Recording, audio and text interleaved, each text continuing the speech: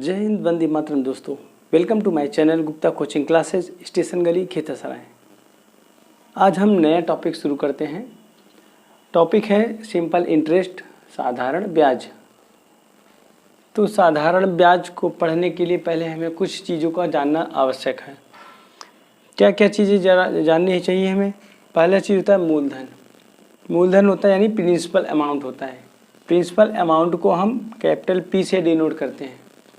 Principal amount क्या होता है? जैसे कोई भी अमाउंट को हम किसी को देते हैं कर्ज के रूप में या लेते हैं तो उसे हम प्रिंसिपल अमाउंट कहते हैं। दूसरा होता है ब्याज, इंटरेस्ट। ब्याज इंटरेस्ट क्या होता है? जैसे हम किसी को कोई रुपये दिए और फिर उसने वापस में मुझे कुछ रुपए बढ़ा के दिया। जैसे हमने 10 रुपये उसको दिया, कुछ दिन के बाद उसने मुझे 12 रुपये दिए, तो उसने जो हमको 2 रुपये बढ़ा के दिया वही क्या होता है? इंटरेस्ट होता है। यानी उसी को ब्याज कहते हैं, यानी हम फ़ायदा कह सकते हैं, मुनाफा कह सकते हैं, तो वो होता है ब्याज। इसको हम आई से डिनोट करते हैं, कैपिटल आई फॉर इंटरेस्ट। तीसरी चीज़ होती है मिश्र धन। मिश्र धन मीन्स होता है अमाउंट। जैसे हमने क्या किया, 10 रुपये या 100 रुपये बैंक में जमा कर दिया। बैंक में जमा किया 100 रुपये मैंने 1 साल के लिए। 1 साल के बाद बैंक ने मुझे 120 रुपये दे दिया। तो 120 रुपये में कैसे हुआ? तो 120 रुपया ऐसे हुआ कि 100 रुपया मेरा पहले का था, 20 रुपया बैंक ने ब्याज दिया, तो टोटल मिला करके हमको 120 रुपये अमाउंट हमको मिला। तो अमाउंट जो हो जाएगा वही हमारा मिश्र धन, यानी जो बैंक हमको वापस करेगी वो हमारा होता है मिश्र धन। चौथा क्या होता है? दर होती है। दर क्या होती है? रेट। ये परसेंटेज, ये चिन्ह होती है परसेंटेज का।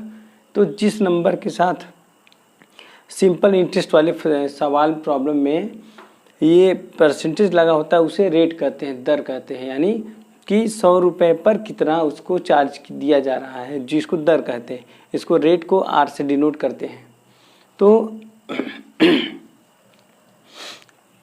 इनसे मिल करके फार्मूले बनेंगे, इसलिए हमने पहले इसको क्लियर कर दिया कि ये क्या क्या चीज़ें होती हैं। तो पहला फार्मूला हमारा बनेगा कि साधारण ब्याज यानी सिंपल इंटरेस्ट, SI शॉर्ट में लिखते हैं। सिंपल इंटरेस्ट क्या होता है? Equal to PRT upon 100। Hindi में बोलेंगे तो म स द बटे 100, यानी मूलधन गुणे समय गुणे दर बटे 100। क्या बोलेंगे? मूलधन गुणे समय गुणे दर बटे 100। शॉर्ट में लिखेंगे तो म स द अपॉन बटे 100 लिखेंगे। ठीक है, तो ये पहला फार्मूला हमारा बनेगा। इसको मदर फार्मूले से हम, मेन फार्मूले से, इससे हम कई चीज़ें, अभी 4 फार्मूले बना सकते हैं। एक बार P निकालेंगे, फिर R निकालेंगे, फिर T निकालेंगे। तो इस तरह से हमारा 4 फार्मूला बन जाएगा। दूसरा होता है मिश्र धन यानी अमाउंट का फार्मूला। कब? जब हमारे को मूलधन दिया गया हो और दर दिया गया हो और समय दिया गया हो। तो उस तरह के सवाल को हल करने के लिए हम मिश्र धन का फार्मूला लगाएंगे। और ये मूलधन का फार्मूला हम अभी इस पर आधारित सवाल भी लगाएंगे तो आपको क्लियर हो जाएगा। तो पहले सवाल को हम लगाते हैं।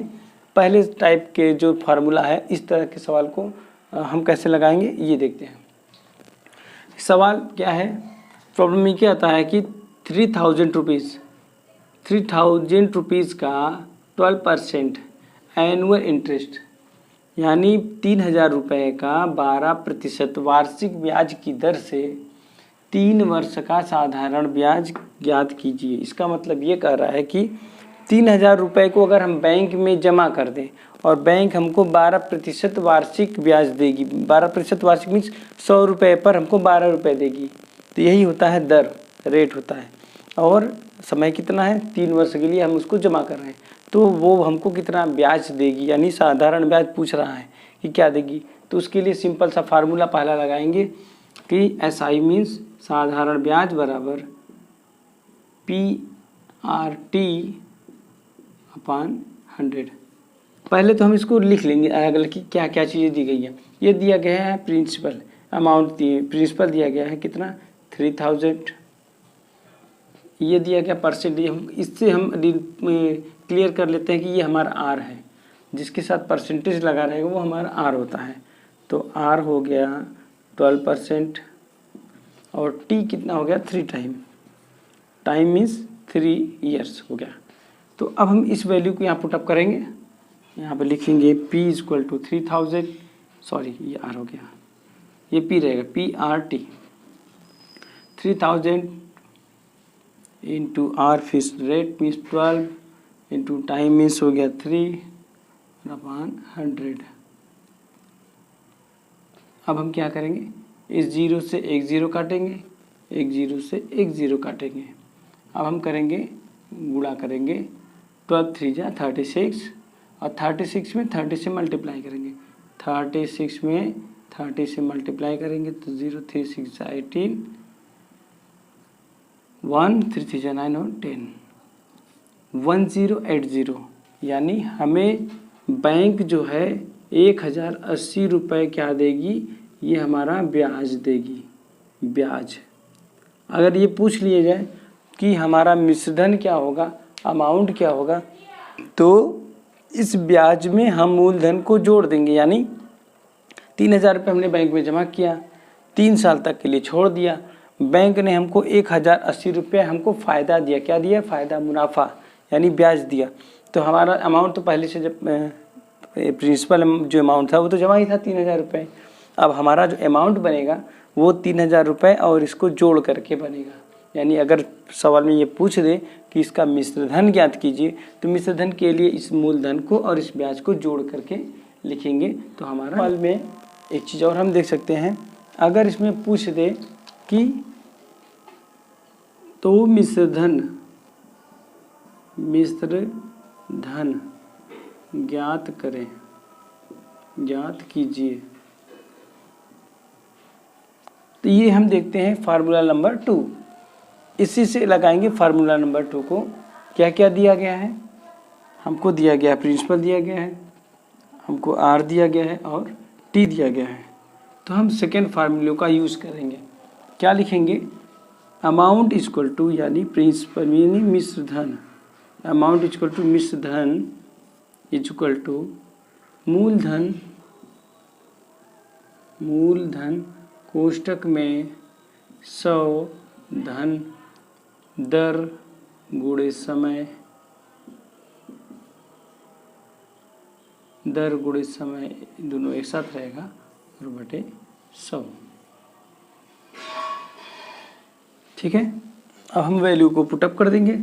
ये होता है मेरा मूलधन, यानी दिया है 3000 रुपये, कोष्टक में दिया है 100 धन आर दिया हुआ कितना 12% और गुणे 3% दिया है, 3 दिया है समय और बटे 100।